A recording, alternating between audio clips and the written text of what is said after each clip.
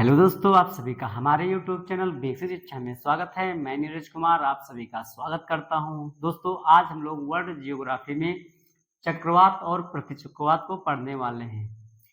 चक्रवात और प्रतिचक्रवात को पढ़ने से पहले हमें समझना होगा कि हवा क्या होती है और हवा की डायरेक्शन कैसे होती है, किस डायरेक्शन में हवाएं चलती हैं।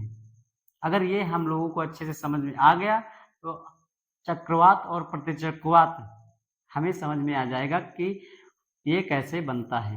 तो आइए पहले समझते हैं कि हवा का निर्माण कैसे होता है। तो हवा जो है वो मिक्स गैसों का मिश्रण होती है। जो हवा होती है वो मिक्स गैसों का मिश्रण होती है और ये हवाएं जब एक जगह से दूसरी जगह ट्रेवल करने लगती हैं तब उनका नाम पड़ जाता है पवन, जिसे विंड कहते हैं। अब जो ये हवाएं होती हैं वो एक जगह से दूसरी जगह कैसे ट्रेवल करती हैं उसको आइए समझते हैं। ये हवाएं हमेशा हाई प्रेशर से लो प्रेशर की ओर चलती हैं। हमेशा याद रखना, हवाएं हाई प्रेशर से लो प्रेशर की ओर चलती हैं, मतलब उच्च दाब से निम्न दाब की ओर चलती हैं। जहां पर उच्च दाब होगा वहां से हवाएं निम्न दाब की ओर चलती हैं। उच्च दाब दोस्तों जहां कहां होगा, तो जहां ठंडा मौसम होगा, कहां ठंडा मौसम जहां होगा, और जो निम्न दाब वहां होगा जहां पर गर्म मौसम होगा। तो इतना हमें अच्छे से समझ में आया कि जो हवाएं होती हैं वो हाई प्रेशर से लो प्रेशर की ओर चलती हैं। अगर ये समझ गए तो चक्रवात को पढ़ना आसान हो जाएगा। अब आइए दोस्तों समझते हैं कि जो ये पृथ्वी का ग्लोब है इसमें चक्रवात और प्रतिचक्रवात किन किन क्षेत्रों में आते हैं। ये बीच की जो रेखा है इसको 0 डिग्री अक्षांश अर्थात भूमध्य रेखा या इक्वेटर कहते हैं। इस 0 डिग्री से 23.5 डिग्री दक्षिणी गोलार्ध की ओर जाने पर मकर रेखा है और इस 0 डिग्री से उत्तरी अक्षांश की ओर 23.5 डिग्री की ओर जाने पर कर्क रेखा स्थित है। अब ये 66.5 डिग्री इधर और 66.5 डिग्री उत्तरी ध्रुव की ओर कौन सा क्षेत्र है, शीतोष्ण कटिबंधीय, और इधर भी शीतोष्ण कटिबंधीय क्षेत्र है। अब ये पूरा इलाका जो है ये पूरा इलाका उष्ण कटिबंधीय क्षेत्र है जो गर्म मौसम होता है यहाँ पर। समझ गए दोस्तों। तो ये शीतोष्ण कटिबंधीय मतलब कि न ज्यादा गर्मी और न ज्यादा ठंडी, मौसम नॉर्मल रहता है। यहाँ पर गर्म मौसम रहता है, यहाँ पर भी नॉर्मल मौसम रहता है और यहाँ पर हमेशा ठंडी रहती है। ये इन दोनों जगहों पर हमेशा ठंडी रहती है। इतना हमें अच्छे से समझ में आएगा। और सबसे ज्यादा चक्रवात इन्हीं क्षेत्रों में आते हैं जो ये उष्णकटिबंधीय क्षेत्र है। और जो ये विषुवत रेखा है, विषुवत रेखा पर कभी भी चक्रवात नहीं आते हैं। अगर क्वेश्चन आए कि चक्रवात कहाँ नहीं आते तो इस विषुवत रेखा जो होती है इस लाइन पर चक्रवात नहीं आते हैं।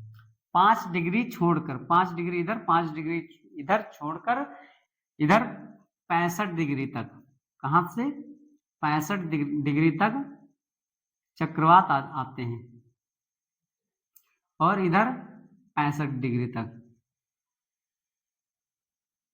चक्रवात 5 डिग्री से 65 डिग्री के बीच आते हैं। ठीक है दोस्तों। तो इतना हमें समझ में आ गया कि चक्रवात किन क्षेत्र में ज्यादा आते हैं। तो सबसे ज्यादा उष्ण कटिबंधीय क्षेत्र में आते हैं और इधर शीतोष्ण कटिबंधीय क्षेत्र में बहुत कम आते हैं, क्योंकि जहां ठंडा मौसम होगा वहां चक्रवात बहुत कम ही आते हैं, क्योंकि जहां ठंडा मौसम होता है वहां उच्च दाब होता है और उच्च दाब से हवाएं हमेशा निम्न दाब की ओर चलती हैं। तो निम्न दाब तो यहाँ बीच में है अब इधर से भी पवने इधर आएंगी उस कटिबंधीय क्षेत्र की ओर, और ऊपर से भी पवने उष्ण कटिबंधीय क्षेत्र की ओर आएंगे, क्योंकि सबसे ज्यादा गर्म इलाका यही है और सबसे ज्यादा चक्रवात यहीं पर ही आते हैं। तो यहाँ पर ना के बराबर ही समझो, आते हैं मगर बहुत कम, और यहाँ तो बिल्कुल ही नहीं आते हैं। ठीक है, कभी कभी आ जाते हैं उसकी बात अलग है, मगर यहाँ पर कुछ वायु दाब के कारण चक्रवात नहीं आते हैं। इतना हमें समझ में आ गया कि किस क्षेत्र में सबसे ज्यादा जो चक्रवात आते हैं। तो हमें ये पता चल गया कि हाई प्रेशर से लो प्रेशर की ओर हवाएं चलती हैं और किस क्षेत्र में सबसे ज्यादा चक्रवात आते हैं। अब आगे हम लोग पढ़ते हैं चक्रवात का निर्माण कैसे होता है। ठीक है दोस्तों, गर्मियों के दिनों में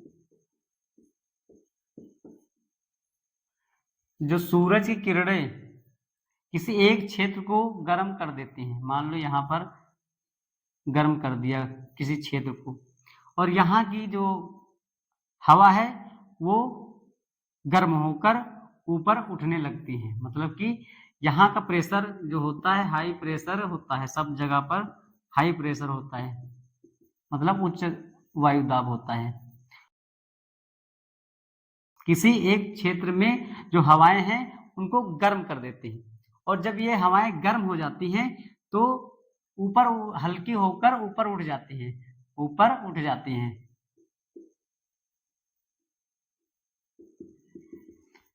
तो यहाँ पर जो स्थान हो जाता है वो हो जाता है खाली, क्योंकि सारी हवा जो होती है यहाँ की वो ऊपर उठ जाती है।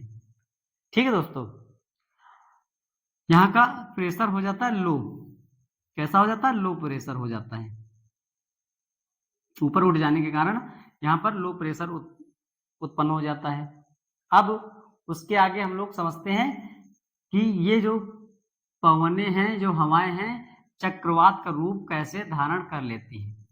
अब यहाँ से जो पवन आएगी इधर आएगी, मान लो यहाँ पर भी हवा होगी, तो इसको कवर करने के लिए जो हाई प्रेशर जो इधर बना है हुआ है वो इस लो प्रेशर को भरने की कोशिश करेगी। अभी हमने पढ़ा कि हवाएं हाई प्रेशर से लो प्रेशर की ओर गति करती हैं। अब यहाँ पर ये स्थान खाली हो गया, क्योंकि यहाँ की हवा गर्म होने के कारण ऊपर उठ गई और हल्की होने के कारण ऊपर उठ जाने के कारण यहाँ पर खाली स्थान हो गया। अब जो ये स्थान जो खाली हुआ है इसको ये हवाएं भरने की कोशिश करेंगी। आइए दोस्तों उसको समझते हैं कि अब चक्रवात का निर्माण कैसे होगा। हाई प्रेशर इधर भी और इधर भी, अब सब हवाएं इधर की ओर गति करेंगी, इधर की ओर गति करेंगी सब तरफ से। हम लोगों ने पढ़ा है इससे पहले कि कोरियोलिस बल क्या होता है। तो पृथ्वी जो गति करती है, जो पृथ्वी घूम रही है, वो किस बल के कारण घूम रही? तो कोरियोलिस बल के कारण। कौन से बल? कोरियोलिस बल।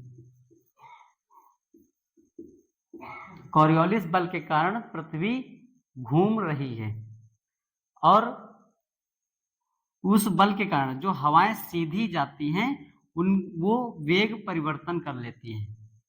जो हवाएं हैं जो सीधी जा रही हैं इनका वेग परिवर्तन हो जाता है। उत्तरी ध्रुव पर, ये हम लोग पहले इधर समझ लेते हैं कि उत्तरी ध्रुव पर किधर की ओर मुड़ जाती हैं और दक्षिणी ध्रुव की ओर किधर हवाएं मुड़ जाती हैं। तो ये पृथ्वी का ग्लोब है, इसको हम लोगों ने आधे से डिवाइड कर दिया। ये हो गया उत्तरी ध्रुव और ये नीचे हो गया दक्षिणी ध्रुव। अब यहां हवाएं एकदम सीधे जा रही, यहां हवाएं सीधे जा रही और इधर की हवाएं इधर सीधे जा रही। अब कोरियोलिस बल के कारण इनका वेग परिवर्तन हो जाता, मतलब कि ये दिशा, वेग नहीं दोस्तों, दिशा परिवर्तित होकर ये दाहिनी ओर मुड़ जाती हैं। देखो इधर दाहिनी ओर मुड़ जाती है, ध्यान देना दोस्तों, किधर मुड़ जाती है उत्तरी ध्रुव पर? तो दाहिनी ओर, दाईं ओर। और दक्षिणी ध्रुव पर ये बाईं ओर मुड़ जाती हैं। किधर? बाईं ओर।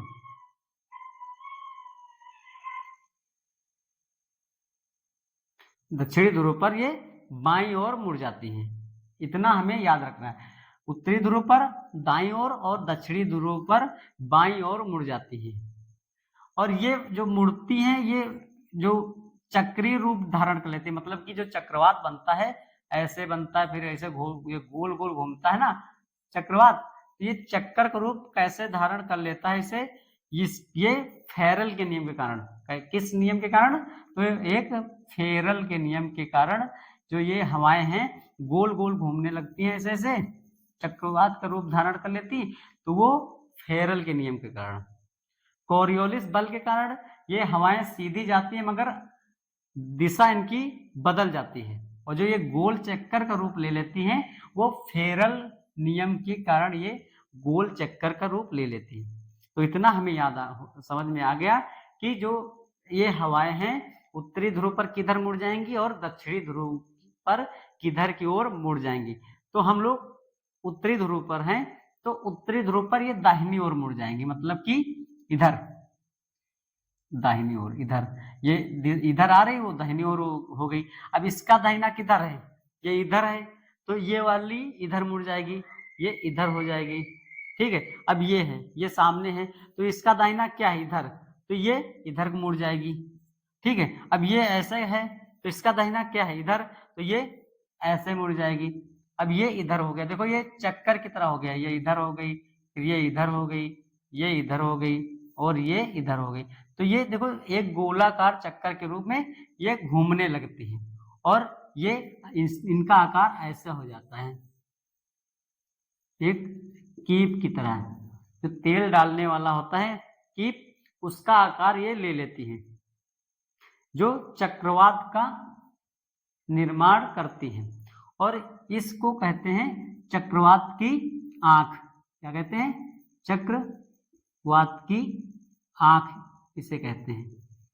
तो दोस्तों आप लोग अच्छे से, आशा करता हूं ये समझ गए होंगे। कोरियोलिस बल के कारण ये जो हवाएं हैं अपनी दिशा से बदल जाती हैं, और फेरल नियम के कारण, फेरल के नियम के कारण ये जो हवाएं हैं चक्कर का रूप धारण कर लेती हैं। जब ये दिशा बदल गई तो ये गोल के आकार में हो जाती है, तब ये चक्रवात का निर्माण होता है। उससे पहले हम लोगों ने समझा गर्मियों के दिनों में सब जगह हाई प्रेशर होता है, हाई प्रेशर होता है, और कहीं पर सूरज की गर्मी के कारण लो प्रेशर उत्पन्न हो जाता है, क्योंकि जो हवाएं होती हैं ये छोटा स्थान नहीं होता, बहुत बड़ा स्थान होता, कहीं गर्म हो जाती है तो वो हवाएं ऊपर उठ जाती है। गर्मियों में देखो बहुत हल्की हवा हो जाती है, और ठंडियों में हवा का दबाव बहुत ज्यादा लगता है। गर्मियों में देखो कितना लू होता है वो चलता है, बहुत हल्का लगता है, और ठंडियों में कोई हवा चलती है तो बहुत ज्यादा, मतलब ऐसा लगता है प्रेशर पड़ रहा है। ठीक है, तो ये हवा जो होती है लो प्रेशर में हवा ऊपर उठ जाती है, और मतलब बाहर और ऊपर चली जाती है। कहने का मतलब जो हवाएं होती हैं लो प्रेशर की वो ऊपर उठ जाती हैं। ठीक है, अब जब यहाँ हवा ऊपर चली गई तो यहाँ का स्थान हो जाता है खाली। अब इस खाली स्थान को भरने के लिए जो पास की हाई प्रेशर की जो हवा होती है इसको भरने की कोशिश करती है। जब इधर ये सब इस स्थान को भरने की कोशिश करती हैं तो कोरियोलिस बल के कारण ये सभी जो हवाएं हैं उनकी जो डायरेक्शन वो बदल जाती है। उत्तरी ध्रुव पर ये दाहिनी ओर मुड़ जाती हैं और दक्षिणी ध्रुव पर ये बाईं ओर मुड़ जाती है। उत्तरी ध्रुव पर ये एंटी क्लॉकवाइज, मतलब कि घड़ी के विपरीत चलती हैं। किस दर? घड़ी के विपरीत। और दक्षिणी ध्रुव पर ये घड़ी जैसे घड़ी चलती है वैसे चलती है, जैसे घड़ी ऐसे चलती है, मतलब कि जैसे घड़ी की सुई चलती है वैसे ये हवाएं चलती हैं। और उत्तरी ध्रुव पर ये घड़ी के विपरीत चलती हैं। ये हमें एक एक पॉइंट अच्छे से समझकर चलना है, क्योंकि कोई भी क्वेश्चन छूटने ना पाए। तो ये हो गया चक्रवात। चक्रवात का निर्माण कैसे होता है और चक्रवात कहाँ पर बनते हैं सबसे ज्यादा। अब आइए दोस्तों पढ़ते हैं कि जो महत्वपूर्ण चक्रवात हैं किस देश में कौन सा चक्रवात आता है। और उससे पहले एक चीज हम पढ़ लेते हैं कि जो चक्रवात होता है वो किससे नापा जाता है। तो टी स्केल में, कहां पर, तो टी स्केल में चक्रवात को नापा जाता है। और जो वायु दाब है, अभी हम लोगों ने पढ़ा था, वायु दाब को बैरोमीटर में नापते हैं। किसमें नापते हैं, बैरोमीटर से, बैरोमीटर में वायु दाब को नापते हैं। अगर ये कैसे नापा जाता है, एक कांच की छड़ होती है, एक कांच की छड़ होती है, उसमें पारा भरा होता है। क्या भरा होता है, पारा भरा होता है। अब ये पारा अगर अचानक नीचे गिर गया, कैसे, अगर ये पारा अचानक नीचे गिर जाता है तो तूफान आता है। अगर अचानक नीचे गिर जाता तो तूफान आता है। अगर पारा अचानक ऊपर उठ जाता है तो मौसम साफ हो जाता है। अगर अचानक नीचे गिर जाता है तो तूफान आता है। अगर यही पारा अचानक नीचे से गिर जाता है जब, तो तूफान आता है। और ये धीरे धीरे कर कर ऊपर आता है तो तूफान के बाद क्या आता है, बारिश। ठीक है, अगर अचानक गिर गया तो तूफान, और धीरे धीरे अगर ऊपर जा रहा है तो बारिश होने की संभावना होती है, मतलब कि बारिश होती ही है। ठीक है, ऊपर गया तो मौसम साफ, नीचे आया तो तूफान, और नीचे आकर धीरे धीरे ऊपर गया तो बारिश आती है। तो इतना बैरोमीटर से हमें याद रखना है। वायु दाब को बैरोमीटर में नापते हैं और बैरोमीटर से हमें इतनी बातें याद रखना है। अब आइए इसके आगे पढ़ते हैं प्रमुख चक्रवातों के बारे में। आइए दोस्तों पढ़ते हैं चक्रवात जो अलग अलग देशों में अलग अलग नाम से जाने जाते हैं। सबसे पहले हम पढ़ेंगे अपने भारत में। भारत में चक्रवात के नाम से जानते हैं, चक्रवात के नाम से जानते हैं। ऑस्ट्रेलिया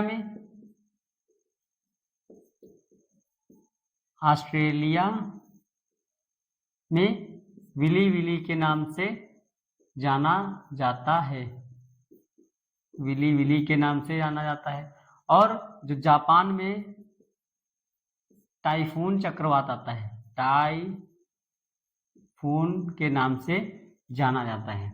उसके बाद आते हैं टार्नेडो, तो ये आता है मैक्सिको की खाड़ी में, मैक्सिको की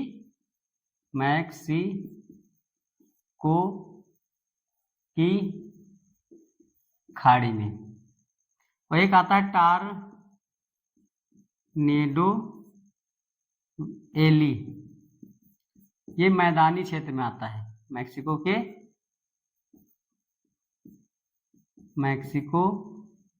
मैदानी क्षेत्र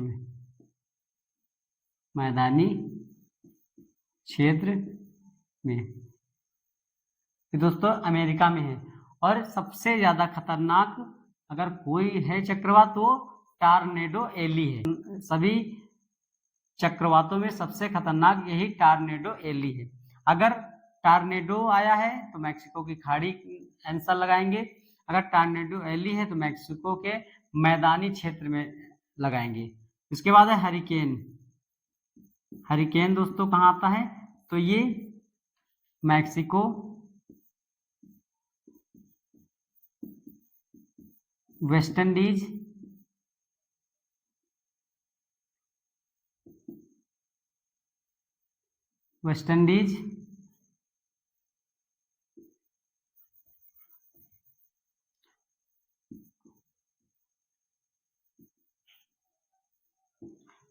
और अलास्का,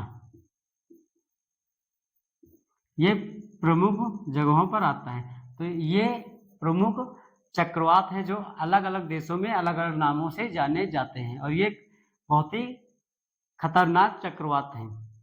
सबसे ज्यादा खतरनाक मैक्सिको के मैदानी क्षेत्र में आता है, जिसका नाम है टॉर्नेडो एली। तो आशा करता हूँ आप लोगों को ये अच्छे से समझ में आया होगा।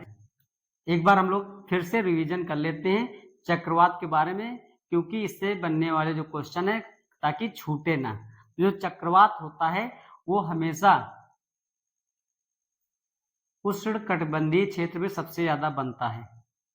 अब हम लोगों ने पढ़ा कि गर्मियों में जो हवाएं होती हैं, जो गर्म स्थान जो हो जाता है वहां की हवा गर्म होकर ऊपर उठ जाती है और यहाँ पर लो प्रेशर बन जाता है। तो इतना हमें याद रखना है कि जो चक्रवात का केंद्र होता है वो हमेशा लो प्रेशर वहां पर जनरेट होता है।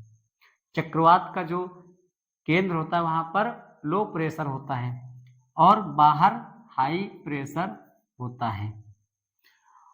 उत्तरी ध्रुव पर जो पवनें होती हैं वो कॉरियोलिस बल के कारण दिशा बदल जाती है और फेरल के नियम के कारण वो चक्कर की भांति घूमने लगती हैं और ये इस आकार में बन जाता है, जो कीप की आकार में बन जाता है और इसको कहते हैं चक्रवात की आंख।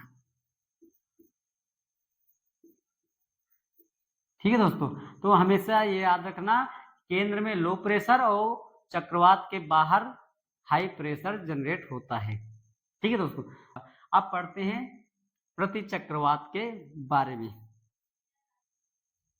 प्रति चक्रवात में मौसम साफ हो जाता है, मौसम साफ हो जाता है और जो प्रति चक्रवात है उसके केंद्र पर हाई प्रेशर होता है, क्योंकि जो चक्रवात है उसमें जो हवाएं हैं वो अंदर की, मतलब कि जो दाब लगता है वो अंदर की ओर लगता है। चक्रवात में जो दाब है अंदर की ओर लगता है और प्रति चक्रवात में दाब बाहर की ओर लगता है, मतलब कि हवाएं बाहर की ओर भागती है। ठीक है, हवाएं बाहर की ओर लगती है, मतलब हाई प्रेशर से लो प्रेशर की ओर भागती हैं। तो इतना हमें याद रखना है कि चक्रवात में